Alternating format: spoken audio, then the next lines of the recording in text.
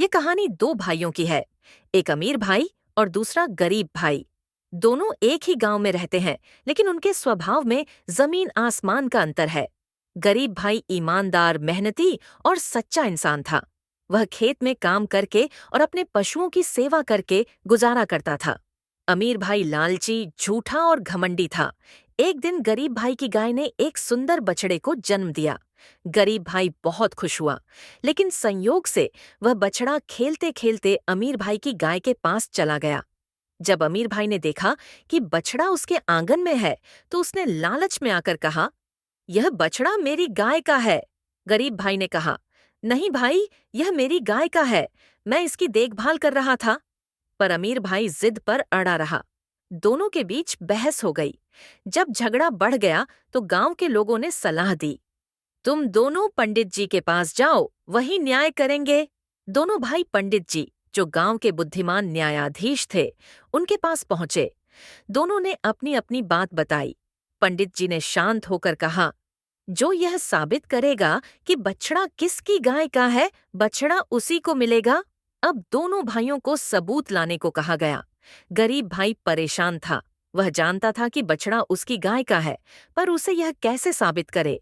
कोई लिखित सबूत या गवाह नहीं था। वह मायूस होकर घर लौट आया। उसकी पत्नी ने देखा कि वह उदास है, तो बोली, क्या हुआ, इतने दुखी क्यों हो? गरीब भाई ने पूरी बात बताई।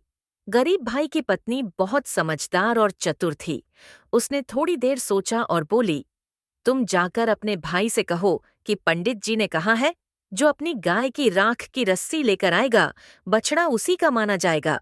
गरीब भाई को बात समझ नहीं आई, पर उसने पत्नी की बात मान ली। गरीब भाई अमीर भाई के पास गया और बोला, भाई, पंडित जी ने कहा है, जो गाय की राख की रस्सी लेकर आएगा, वही असली मालिक होगा। अमीर भाई चौंक गया। राख की रस्सी, वो क्या होती है? गरीब भाई बोला, जिसने अपनी गाय को हर दिन रस्सी से बांधा हो और जो रस्सी जल जाने के बाद भी राख के रूप में बची हो, वही राख की रस्सी होती है। अब अमीर भाई समझ गया कि उसकी पोल खुल गई है, क्योंकि उसने कभी गाय को खुद नहीं बांधा था। अमीर भाई कुछ नहीं कह सका। पंडित जी सब समझ गए। उन्होंने फैसला सुनाया कि बछड़ा गरीब भाई का ही है। गरीब भाई बहुत खुश हुआ। उसने अपनी गाय और बछड़े को प्यार से दुलार किया।